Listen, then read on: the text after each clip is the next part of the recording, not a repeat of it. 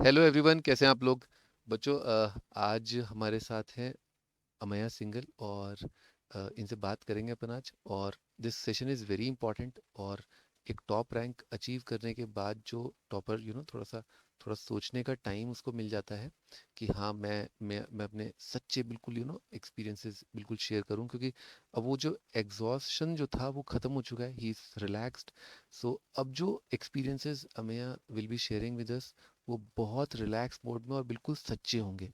तो इन एक्सपीरियंसेस को आप प्लीज़ बहुत ध्यान से सुनिएगा और ये आपके बहुत काम आएंगे, है ना। और मैं इनसे कुछ क्वेश्चंस पूछूंगा। So welcome Amey and congratulations. Thank you. Thank you sir. Okay, welcome Amey. Okay, so Amey, कुछ क्वेश्चंस थे मेरे, मैं बच्चों के हिसाब से पूछ रहा हूँ। तो पहला क्वेश्चन है कि what was, tell us some help you got from class 10th topics, 9th भी हो सकते हैं, और उनका कुछ रिलेशन क्लास 11th के टॉपिक के साथ, और उससे आपको कुछ हेल्प मिली हो। Tell us some topics about of class 9th and 10th, जो क्लास 11th में और थोड़ी हेल्प मिल गई हो आपको कि यार ये तो मेरा देखा हुआ था, है ना। That sort of comfort basically. हाँ। तो आई थिंक जो क्लास 11th एंड 12th के जो टॉपिक्स होते हैं जेई में, वो थोड़े बहुत तो रिलेटेड होते ही हैं 9th एंड 10th से। तो जैसे कुछ एग्जांपल्स मेरे को याद हैं। ऑप्टिक्स थोड़ा सा पढ़ा देते हैं अब 9th 10th में। एंड मतलब थोड़ा केमिस्ट्री में थोड़ा ऑर्गेनिक के थोड़ा बेसिक्स दे देते हैं, एल्केन्स एंड कार्बन कंपाउंड्स। तो आई थिंक सिलेबस वाइज बहुत हेल्प ना भी होता हो, बट एक फेमिलियरिटी बिल्ड हो जाती है कि ये टॉपिक ऐसा आने वाला है। तो आप मेंटली प्रिपेयर हो सकते हो कि अच्छा ऐसा टॉपिक आएगा, तो आपको ऑलरेडी पता है। एंड आपको पता है कि अच्छा ये टॉपिक इंपॉर्टेंट है, आगे भी आएगा, तो आप उस टाइम पे उस पर ज़्यादा ध्यान दे सकते हो। कुछ मैथ्स का भी बता दो भाई, है? मैथ्स तो आई थिंक पूरी की पूरी मैथ्स ही यूज़ होती है। वो तो बचपन से ही एडिशन सब्ट्रैक्शन पढ़ रहे हैं, वो भी जेई के एग्जाम में करना ही पड़ेगा। तो मैथ्स तो आई वुड से कि हर क्लास में अच्छी होनी चाहिए। ज्योमेट्री के भी कुछ क्वेश्चंस जेई में 9th 10th के प्रॉपर्टीज अप्लाई करके हो जाते हैं। तो आई वुड से इम्पोर्टेंस तो है 9th 10th के टॉपिक्स की, बट ऐसा नहीं है अगर आपने 9th 10th में अच्छा नहीं किया तो आप आगे अच्छा नहीं कर सकते। वो सब मैनेज हो जाता है। Thank you Amaya for giving us this wonderful insight कि मेहनत हर टाइम पे करनी है, और कुछ ना कुछ फेमिलियरिटी तो हो ही जाती है स्टार्ट 9 10 से। तो very helpful your answer is. हम सेकंड क्वेश्चन आपसे पूछना चाहते हैं कि आपकी कोई वीकनेस या अकेलीज हील जो आपको लगा हो। यू नो अबाउट अकेलीज, राइट, है ना। और अकेलीज हील आपकी प्रिपरेशन में जो आपने 11th में डिटेक्ट करी हो, ठीक है, आपने आइडेंटिफाई कर लियो। और उसको, क्योंकि आपके पास अभी भी काफ़ी लंबा टाइम होता है, तो कुछ बच्चे जो हैं वो थोड़ा मेंटली थोड़ा उनको स्ट्रांग बनाने के लिए आप कुछ सजेशन दीजिए कि 11th में आपकी कोई प्रॉब्लम और उसको आपने मैनेज किया, और आईआईटी के पेपर आने तक आपने अपनी वो कमियां जो है वो दूर कर ली। Please tell us about that. तो अगेन कुछ टॉपिक्स तो सबके होते ही हैं जो उनके 11th या 12th में उतने स्ट्रॉन्ग नहीं रह पाते, बट एंड में उन्हें कवर थोड़ा बाद में करना पड़ता है। अगर मैं अपना केस बताऊं तो इनऑर्गेनिक केमिस्ट्री मेरी थोड़ी शुरू से ही वीक थी। एंड 11th के टॉपिक्स पे मैंने उतना पर्सनली बहुत ध्यान नहीं दिया हुआ था। मैंने सोचा था बाद में एनसीईआरटी पढ़ लूँगा, बट वो बाद में रियलाइज़ हुआ कि टाइम भी कम है एंड पेपर पास आ रहा है। तब मेरे को रियलाइज़ हुआ कि नहीं, अब मतलब प्रॉब्लम हो रही है, अब पूरा टाइम काफ़ी टाइम निकाल के इनऑर्गेनिक भी पढ़नी पड़ेगी। तो वो आई वुड रिकमेंड कि सब कोई भी टॉपिक को छोड़ना नहीं चाहिए या लाइटली नहीं लेना चाहिए।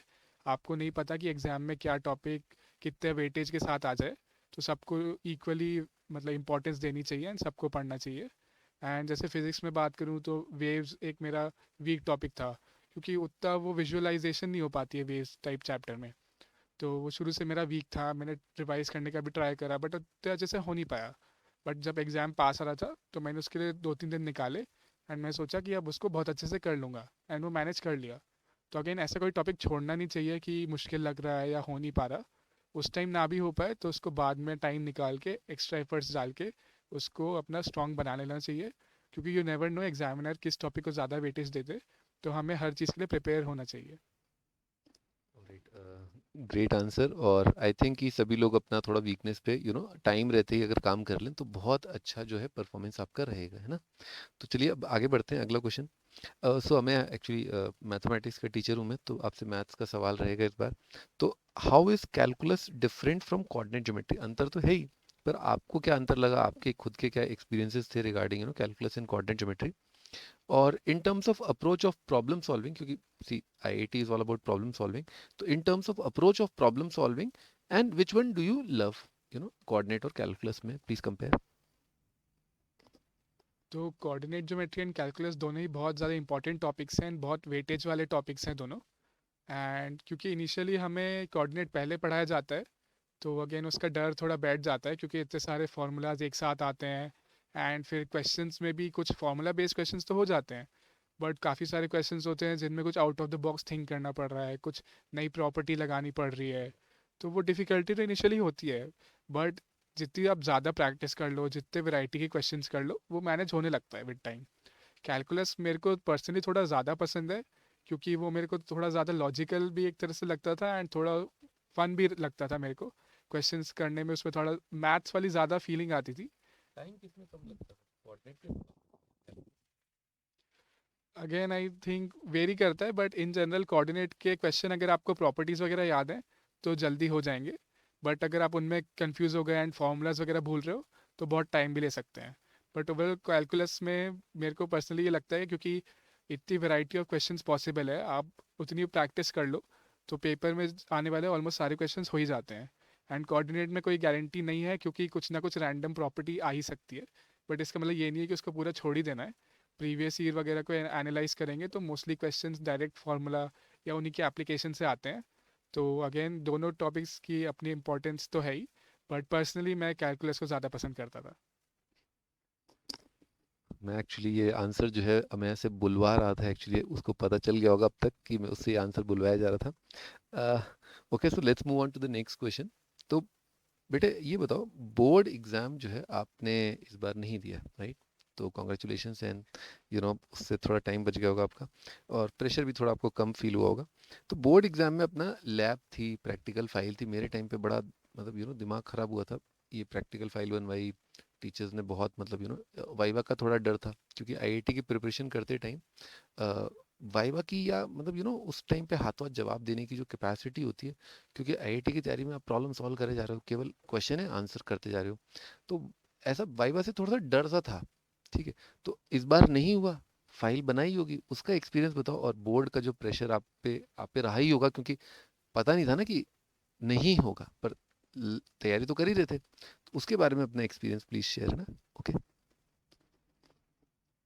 तो अगेन इस बार लकीली मेरे बैच के बोर्ड्स तो नहीं हुए, बट प्रैक्टिकल्स फिर भी देने पड़े थे क्योंकि उस टाइम तक कोविड नहीं उतना आया था, तो कम हो गया था। इस वजह से प्रैक्टिकल्स तो मेरे प्रॉपर हुए थे, तो उनके बारे में फिर भी मैं बता सकता हूँ। तो अगेन मतलब थोड़ा सा टाइम तो निकालना पड़ता है प्रैक्टिकल्स के लिए। थोड़ा आपको 1 वीक या कुछ दिन एग्ज़ाम से पहले, आपके प्रैक्टिकल एग्ज़ाम से पहले आपको निकालने तो पड़ेंगे क्योंकि उनकी भी अपनी इंपॉर्टेंस तो है ही।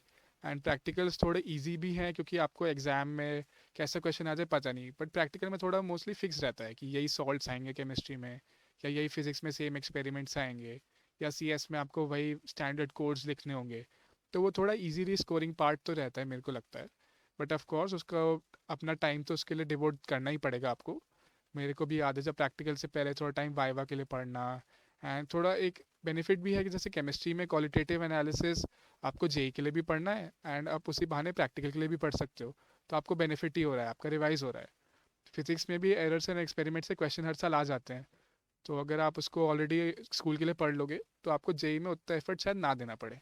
तो इसको एज अ बोनस लो कि ये टाइम मेरे को मिल रहा है, तो आप स्कूल के प्रैक्टिकल्स के लिए भी पढ़ लो एंड आप जेई का भी साथ साथ रिवाइज कर लो। क्योंकि वाइवा में मेरे को याद है टीचर्स बहुत इंप्रेस हो जाते हैं अगर आप उनको और डिटेल में आंसर दो एंड जेई वाली थ्योरी उसमें ऐड ऑन कर दो, तो वो काफ़ी इंप्रेस हो जाते हैं एंड आपके मार्क्स बढ़ने के भी चांसेस काफ़ी रहते हैं।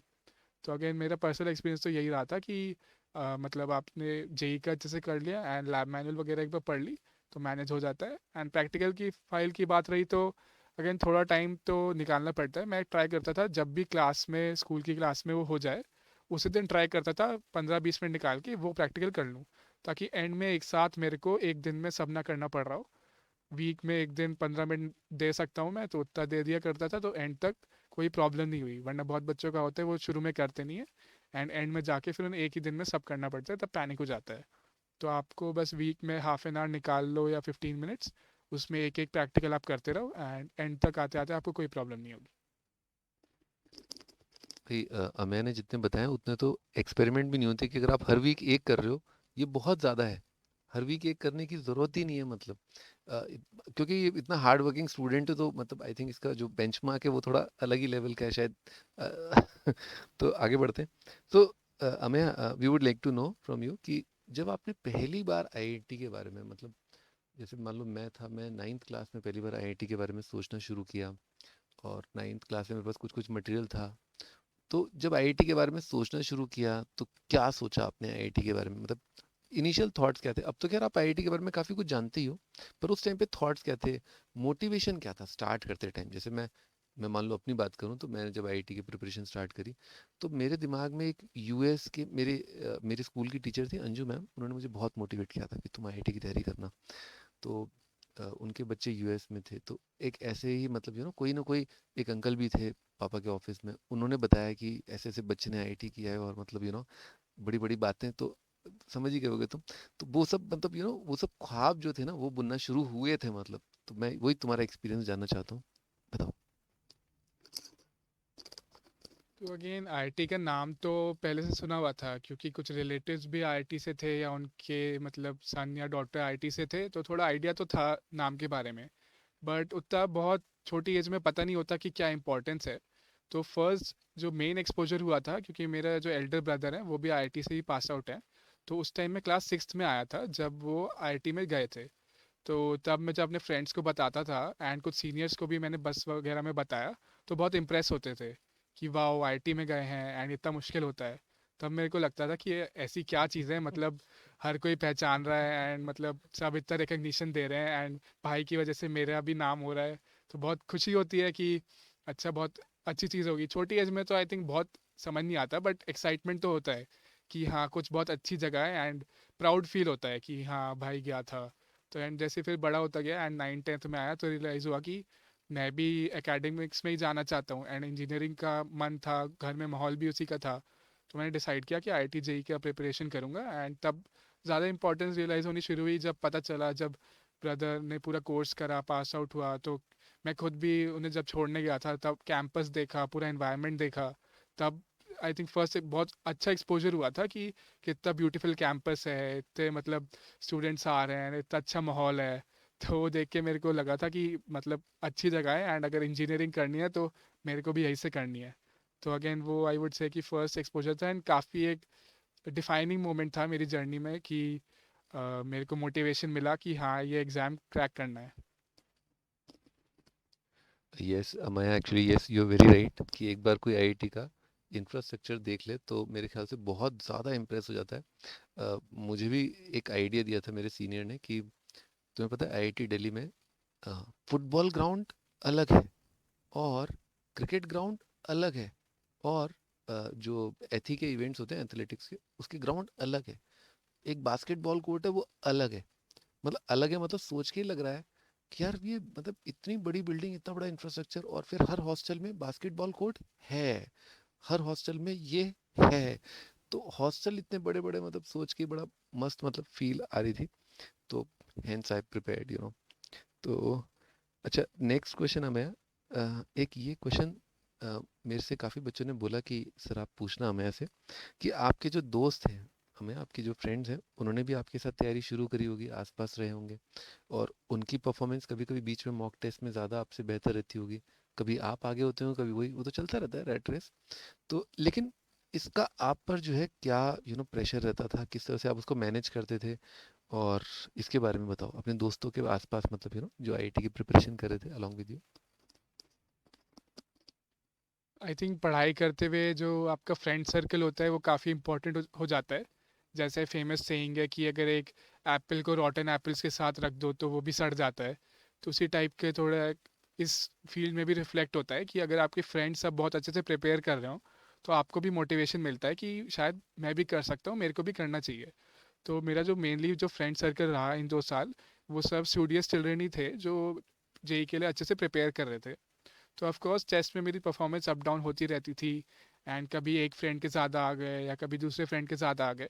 तो मैं उसे पॉजिटिव वे में लेता था and healthy competition type maintain करता था कि अच्छा कोई बात नहीं, इस बार कम आ गए तो नेक्स्ट टाइम मैं ट्राई करूँगा कि और इम्प्रूव करूँ। मेरा फोकस ये नहीं होता था कि दूसरे से ही ज़्यादा लाना है, मेरा ये रहता था कि अपने को इम्प्रूव कर लूँ, तो शायद उनसे मैं बेटर हो ही जाऊँगा धीरे धीरे।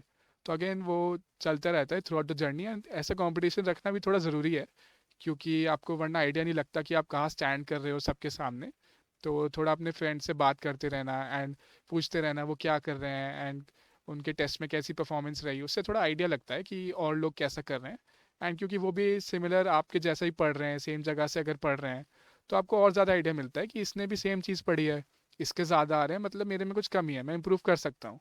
तो उसको पॉजिटिव मैनर में लेना चाहिए, ऐसा नहीं सोचना चाहिए कि मतलब गुस्सा नहीं होना चाहिए या एकदम वो पैनिक नहीं हो जाना चाहिए कि अरे इसके ज़्यादा कैसे आ गए, और वो तो आई थिंक वो एग्ज़ाम डे पे एकदम सिचुएशन डिफरेंट होती है, तो वो कुछ कह नहीं सकते उस दिन किसके ज़्यादा किसके कम आ जाए। But again through out the preparation ऐसा बिल्कुल नहीं सोचना चाहिए कि इसके ज़्यादा क्यों आए या इसके कम क्यों आए। हमें अपने पे फोकस करना है, एंड थोड़ा कंपटीशन तो मेंटेन करके रखना चाहिए, कॉम्पिटिटिव एग्जाम है आफ्टर ऑल। तो यही मेरा एडवाइस है कि मतलब फ्रेंड्स से बात करते रहें, रेगुलरली पूछते रहें, बट कभी अगर आप ज़्यादा भी ला रहे हैं तो उसे सर पे मत चढ़ने दीजिए कि अब तो मैं फ्रेंड से ज़्यादा आ गई, क्योंकि इतने कंट्री में इतना ज़्यादा कंपटीशन है, आपको पता नहीं कि कितने लोग आपसे भी आगे होंगे। तो हमेशा अपने आप को इम्प्रूव करते रहना है, एंड एंड में आप शायद सबसे आगे भी निकल जाओगे।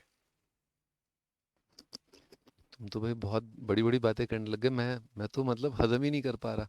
तो खैर, शायद बच्चों को काफ़ी कुछ सीखने को मिल रहा होगा। थैंक यू मैं, you are giving really wonderful answers. मतलब मुझे खुद बहुत खुशी हो रही है, अदरवाइज तो अकेडमिकली कनेक्टेड थे। अमेय है ना, we would like to know how did Champs जो प्रोग्राम था ना अकेडमी का, उससे आपको बेनिफिट हुआ? एंड हम लोग इस बार 2022 एक्सपीरियंस के लिए भी बहुत बड़ा अन अकेडमी का जो चैम्प्स प्रोग्राम है, will be running on a much bigger scale and with of course much many many added features and all. बहुत सारे और फीचर्स हम फटाफट फटाफट ऐड कर रहे हैं और जल्दी स्टार्ट कर रहे हैं इस बार का चैम्प्स। तो बताओ। इन पर्सनली अपनी जेई प्रिपरेशन में बात करूँ तो चैम्प्स का काफ़ी इंपॉर्टेंट रोल रहा, क्योंकि दैट वाज द वे जिससे मैं अन अकेडमी से इंट्रोड्यूस हुआ।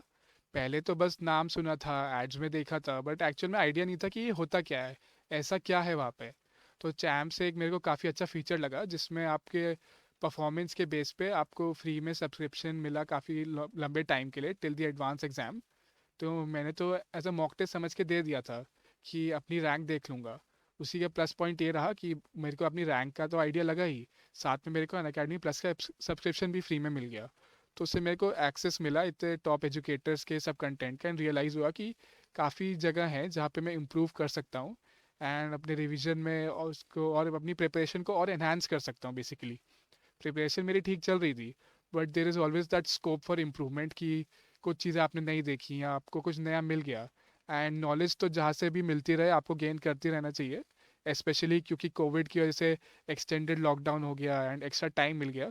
तो उसमें मेरे को लगा कि इसके थ्रू मेरे को और ज़्यादा बेनिफिट हुआ कि और मैं कोर्सेज कर पाया एंड लेक्चर्स देख पाया। And apart from that doubt solving में बहुत हेल्प हुई कि टेलीग्राम ग्रुप एक एजुकेटर्स के साथ क्रिएट हुआ था, एंड उसमें भी आप चूज़ कर सकते थे कि आपको अपना पैनल चूज़ कर सकते थे ऑफ एजुकेटर्स। उनके साथ आप one two one doubts discuss कर सकते थे, डायरेक्ट इमेज क्लिक करके भेज के आप बात कर सकते थे, टीचर्स कॉल भी कर लेते थे। तो मेरे को काफ़ी अच्छा फीचर लगा ओवरऑल कि आपके डाउट्स भी सॉल्व हो रहे हैं, आपको अन अकेडमी प्लस का सब्सक्रिप्शन भी मिल रहा है, एंड आपको सारे फीचर्स उसके अनलॉक हो रहे हैं।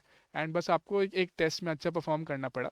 तो अगेन जो टॉप रैंक के लिए एम कर रहे हैं या फिर जो और इम्प्रूव करना चाहते हैं, उनके लिए प्रोग्राम मेरे ख्याल से बहुत बेनिफिशियल रहेगा, क्योंकि मेरे को भी इससे काफ़ी बेनिफिट हुआ। Okay, Amya, thank you for this, wonderful advice to all the, aspirants of, 2022 exam. Thank you so much for watching. Bacho, best of luck for your exam, and don't forget to, subscribe the YouTube channel. Take care. Bye bye.